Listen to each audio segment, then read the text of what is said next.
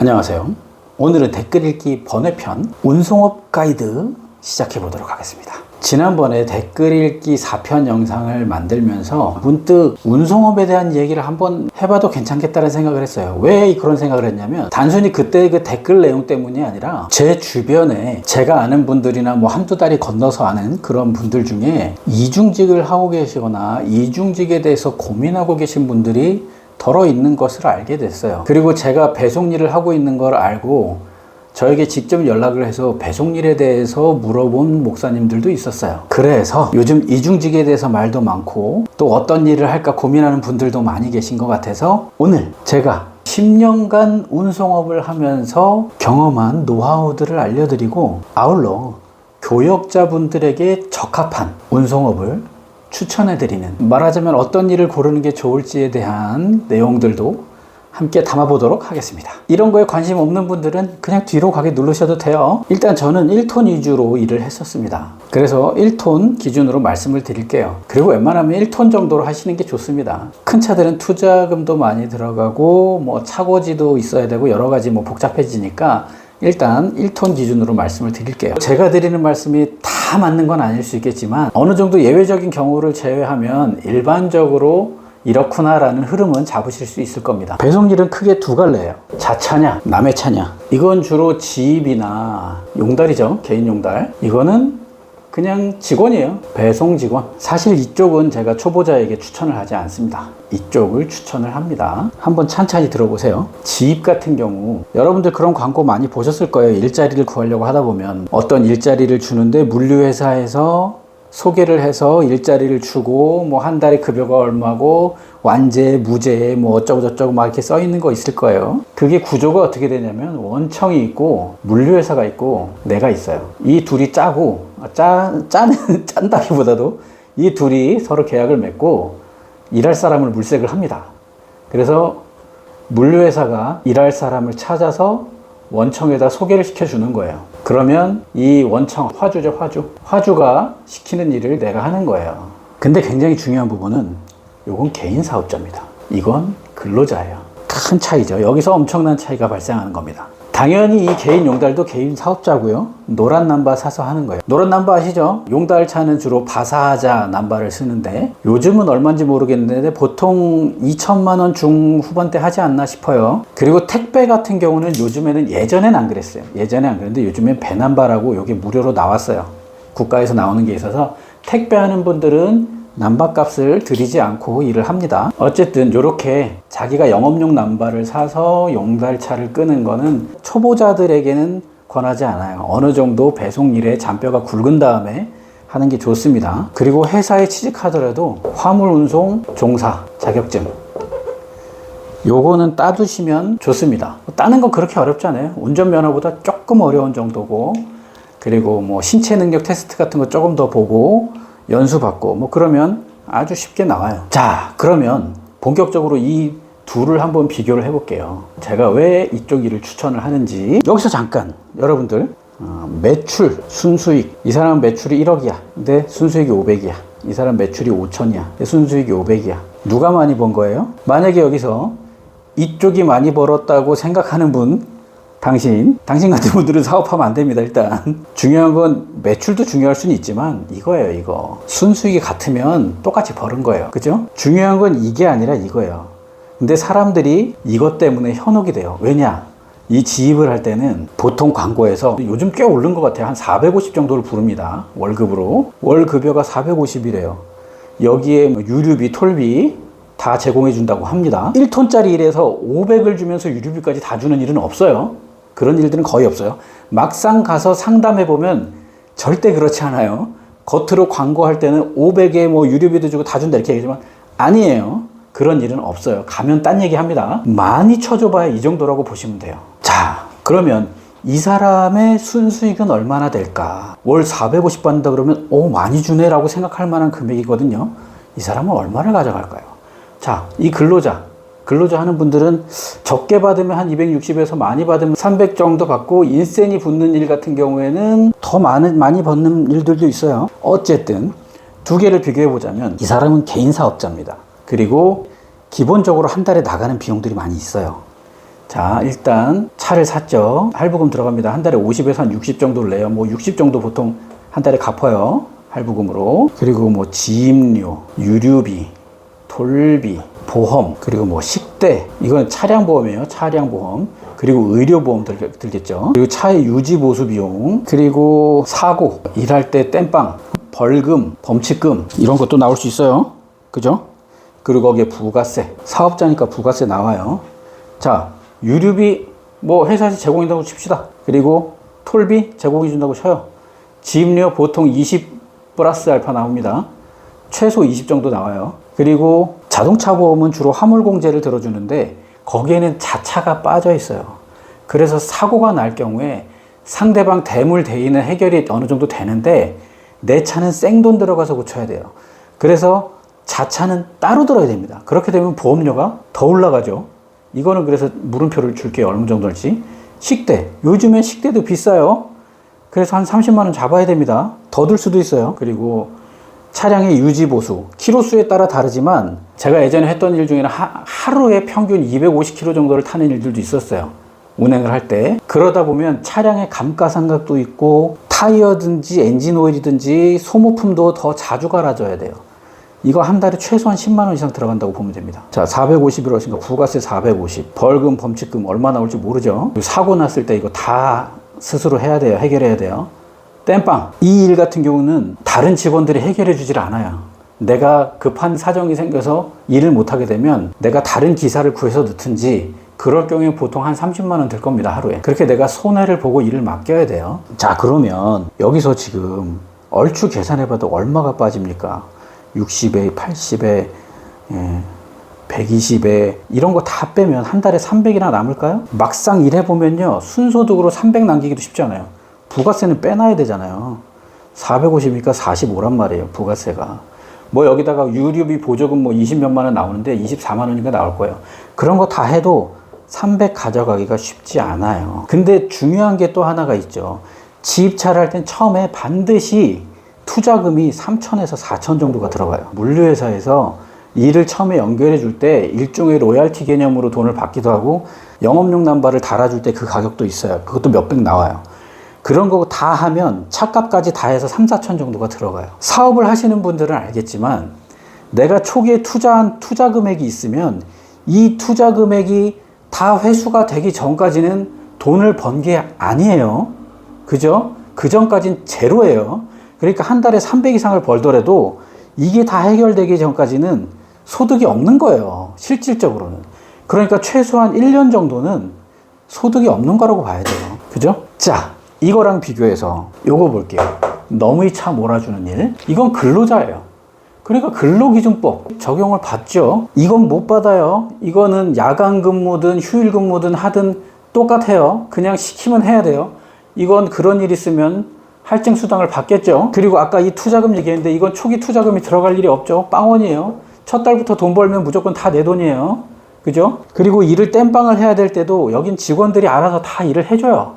물론 내가 하루치 일당을 사장님이 빼고 주시긴 하겠지만 연차가 있으면 월차를 써도 되고 하루 정도는 그럴 수 있기 때문에 내가 하루 빠지는데 큰 부담이 없어요. 이건 엄청 스트레스 받습니다. 자, 그리고 이 중간금액 한 280이라고 쳐요, 월급을. 근데 여기서 4대 보험이 나오잖아요. 4대 보험. 이거 4대 보험 빼면 250 정도가 될 텐데 여기서 한번 생각해 보세요. 그러면 이건 300 넘게 버는데 250이면 적은 거 아니야? 생각하실 수 있겠는데 여기 식대. 요즘 거의 모든 회사에서는 식대를 줍니다. 점심 식대를. 그럼 여기 한 30 더 받는다고 생각하셔야 돼요. 최소한 20 이상 더 받는 거예요. 그죠? 그리고 여기 의료보험도 여기서 다 나가요. 이미. 나갈 게 없어요.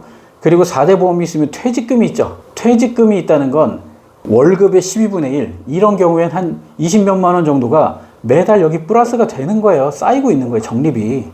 그러니까 이거 다 합치면 300 정도가 돼요. 거기다가 만약에 조금 혜택이 좋은 회사 같은 경우는 연차 수당도 줘요. 연차 수당까지 받으면 300 이상이죠. 310, 20 정도 되는 거예요. 이게 280 정도 되는 일자리만 들어가도. 무슨 얘기인지 알겠죠? 사람들이 처음에 광고에서 월급이 280이다, 270이다, 남의 차 몬다, 그것만 딱 보고 이건 450 준다는데? 이것만 딱 보고 현혹되거든요. 잘 보세요. 어느 게 돈을 더 버는 건지. 그리고 결정적인 차이 중에 하나는 뭐냐면요. 이건 스트레스를 많이 받아. 제가 이걸 추천 안 하는 이유 중에 하나가 그겁니다. 내 개인 사업자고 내 차기 때문에 모든 일을 내가 다 책임져야 돼요. 이거는 뭐 중과실이 아닌 이상 주차 위반 딱지나 이런 거는 웬만하면 회사에서 다 처리해줘요. 자동차 사고가 나도 회사에서 다 처리해줘요. 심지어 내가 사고를 내도 회사에서 처리를 해줘요. 직원들한테 돈 내라고 안 합니다. 웬만한 회사들은. 이거는 그 모든 걸 내가 다 감당하기 때문에 스트레스를 많이 받아요. 그리고 나중에 손을 털고 나올 때도, 일을 털고 나올 때도 이 차량 문제라든가 여러 가지 복잡한 문제들을 해결할 때 피곤합니다. 이 원청에서 불만이 있고 일할 때 힘든 일들이 있어서 내가 얘기를 해도 죄송합니다. 이 인간들은 아무것도 도와주지 않습니다. 처음에 꼬드겨서 자기들 계약 맺을 때까지는 굉장히 좋은 말로 홀리죠. 그러나 일단 일 시작하고 내가 여기에 노예처럼 묶이기 시작하는 순간 이 인간들은 자기들 먹을 것만 생각하지 우리를 돌봐주지 않아요. 여러분 경험하고 후회하지 마시고요. 하지 마세요. 지입차는 하지 마세요. 이 계통 일을 잘 모르는 분들 괜히 가서 코 베이는 수가 있으니까 가지 마세요. 아무튼 그래서 넘어가 보면 배송 직원 일을 저는 추천을 합니다. 그러니까 교역자분들 일단 몸만 가서 하는 일들을 하세요. 자, 그럼 이제 교역자분들을 위한 맞춤 일자리 알아보겠습니다. 자, 배송 조건에서 중요하게 볼 거 당연히 급여겠죠. 급여, 그 다음에 시간, 이건 뭐 요일이라든지 출퇴근 시간이라든지 이게 다 있겠죠. 그리고 근무 형태, 어떤 식으로 근무를 하는지, 뭐 현지 퇴근인지, 뭐 배송만 하는 건지 진열도 하는 건지 뭐 이런 것들, 그리고 복리후생, 그리고 이게 4번이네. 4번, 그리고 5번 일의 종류, 강도 뭐 이런 거 뭐 대충 요 정도의 조건 안에서 보면 돼요. 자, 요거는 일단 빼놓고 제일 중요하게 먼저 보셔야 될 건 이겁니다. 교역자분들이기 때문에 주 5일을 찾으세요. 요즘 웬만한 일들 주 5일 합니다. 근데 여기서 빨간 날 다 쉬냐? 요거는 선택사항이에요. 빨간 날 다 쉬는 일도 있고 빨간 날을 다 쉬지 않고 그냥 주 5일 하는 일도 있어요. 근데 그거는 선택하시기 나름인데 교역자분들은 주말에 사역을 하셔야 되니까 주 5일을 하셔야 돼요. 안 그러면 체력적으로 되게 힘들어져요. 제가 예전에 한창 일 많이 할 때는 주 6일 일하고 주일날도 교회 와서 아침부터 저녁까지 봉사하고 그랬었는데 저도 뭐 제 또래에서는 체력에 자신 있는 사람이지만 그래도 꽤 피곤했거든요. 그러니까 가능하면 주 5일로 여러분들의 체력을 좀 세이브 해두시고 그리고 급여가 조금 한 10만원, 20만원 덜 받더라도 교회에서 사역하면 뭐 소정의 사례비가 조금이라도 나오잖아요. 그러니까 너무 크게 욕심 부리지 마시고 주 5일로 하시면서 사역에도 좀 더 힘을 실으실 수 있도록 요건 꼭 요렇게 하시는 게 좋다라고 생각을 하고요. 근무 시간도 가능하면 보통 사람들이 깨어있는 시간에 하는 근무를 하세요. 새벽 시간 이런 거 추천하지 않습니다. 제가 새벽 일도 해봤고요. 대리운전 일도 해봤는데요. 사람이 썩어요. 어쩔 수가 없어요. 제가 정말 슈퍼 동안인데 요즘은 저도 거울 보면서 나이가 좀 들었구나 느끼거든요. 예전에 이러지 않았어요. 제가 왜 이렇게 됐겠습니까? 다 자외선 때문이에요. 그렇게 맑고 뽀얗고 아기 같은 얼굴이었는데 한 10년 동안 밖에서 일하니까 이렇게 저도 어쩔 수 없더라고요. 어쨌든 참고로 지금 제 나이 50입니다. 보시면 어디까지 얘기했냐? 근무 시간 새벽에 일하는 거 말고 가능하면 밝을 때 일하는 거 하시는 게 좋아요. 그리고 요 근무 형태 요거는 일에 따라서 어떤 일들은 배송만 딱 해놓고 오는 일들이 있고 어떤 일들은 창고까지 막 넣어서 다 넣어줘야 되는 그런 일도 있고 어떤 일들은 마트 배송하는 것 중엔 진열까지 다 해줘야 되는 그런 일들도 있어요. 그리고 또 요거는 복귀, 현지에서 퇴근을, 그러니까 일 끝나면 끝난 장소에서 바로 퇴근을 하는 거냐 아니면 다시 사무실로 복귀를 하느냐 요 차이가 있는데 일이 좀 편한 건 이게 꿀이죠. 이거 꿀입니다. 현지 퇴근이 왔답니다. 왜냐면 내가 일을 빨리 끝내면 빨리 끝내는 만큼 집에 빨리 갈 수가 있어요. 내 사무실로 복귀하는 일들은 내가 일을 빨리 끝내도 복귀하고 나서 다 같이 결산을 보고 퇴근하는 경우가 많기 때문에 늦게 오는 사람들하고 다 같이 퇴근을 해야 돼요. 그러니까 내가 아무리 빨리 해도 퇴근 시간이 똑같아요. 그러나 현지 퇴근은 그렇지 않죠. 자, 어쨌든 가능하면 단순한 일을 고르세요. 단순한 일. 그냥 배송만 딱 해주고 검수만 받고 올 수 있는 그런 일들을 찾으세요. 근데 일반적으로 그런 일들이 사실은 좀 힘들어요. 이 강도는 좀 세요. 저는 강도가 센 일들을 많이 했어요, 주로. 왜냐면 급여를 조금이라도 더 받거든요. 그래서 저는 좀 힘든 일을 많이 했죠. 돈을 많이 벌고 싶으면 강도가 센 일을 하긴 해야 되는데 돈보다는 체력이 좀 더 중요하다고 생각을 하니까 강도가 조금 약하고 돈을 좀 덜 받는 일을 찾으시는 게 저는 더 좋다고 생각을 해요. 특히 40대 이상이신 분들 중에 이런 힘든 일을 별로 안 해보신 분들, 그런 분들은 처음에 이렇게 힘든 일을 하시면 안 돼요. 물론 가보면 60 넘은 분들도 해요. 아무리 힘든 일도 한 달 정도 하면 다 적응돼서 해요. 그러나 이런 일들에 대한 경험이 별로 없고 육체적인 일들을 많이 해보신 분들이 별로 없을 것이기 때문에 제가 예상할 때 가능하면 급여를 조금 덜 받더라도 강도가 약간 낮은 일들을 찾으세요. 자, 그리고 복리후생 같은 경우 기본적으로 4대 보험이 들어가죠. 근데 여기에 연차 수당을 주는 데는 좀 드물긴 한데 있어요. 연차 수당까지 주면 최고죠. 자, 이 정도면 대충 일은 어떻게 고를지 감이 오셨을 거라고 생각하고요. 혹시라도 좀 더 디테일하게 궁금한 게 있으면 인스타로 DM을 보내시든지 메일을 한번 주셔도 좋고 댓글을 남기셔도 좋고요. 마지막으로 당부의 말씀을 드리자면 일이라는 건 언제든지 해봐야 아는 부분이 있어요. 면접을 가면 누구나 다 하는 일이고 별거 아닌 일이고 이렇게 하면 돼 라고 얘기를 하지만 막상 가보면 듣던 거랑 좀 다른데? 이런 느낌이 드는 경우가 있어요. 거의 100% 그래요. 세상 일이 다 그렇습니다. 처음이랑 달라요. 일을 해봐야 하는 게 있습니다. 그러니까 정말 이건 아니다. 그리고 이건 너무 내가 생각한 거랑 너무 다르다. 그런 경우가 아니라면 웬만하면 그냥 그러려니 하고 일을 하세요. 그리고 처음부터 직원들하고 너무 친해지려고 하지 마십시오. 웬만한 회사들은 보통 20, 30년 된 회사들이 많고 거기 오래 있었던 직원분들은 수없이 많은 직원들이 오고 가는 걸 봤어요. 그래서 웬만해서는 처음부터 그렇게 잘해주질 않습니다. 약간 거리를 둬요. 그러니까 처음부터 막 친해지려고 애쓸 필요 없습니다. 그냥 묵묵히 성실하게 지각도 하지 말고 시키는 일 빠릿빠릿하게 일단 일을 잘 하세요. 그게 돼야 대화도 통하고 좀 친해집니다. 그러다 보면 복음에 대해서도 조금 생각하게 되는 계기들도 생길 수 있어요. 그러나 어쨌든 조급하게 그런 것들에 너무 매이지 마시고 일단 일부터 열심히 하세요. 아무튼 경제적으로 고민과 어려움이 있는 사역자분들, 언제나 우리를 인도하시고 우리의 필요를 채워주시는 하나님을 굳게 믿으시고 하루하루 일상에 감사하면서 주님 안에서 우리의 어려움들을 해결받는 그런 은혜를 누리시기를 축복합니다. 할렐루야.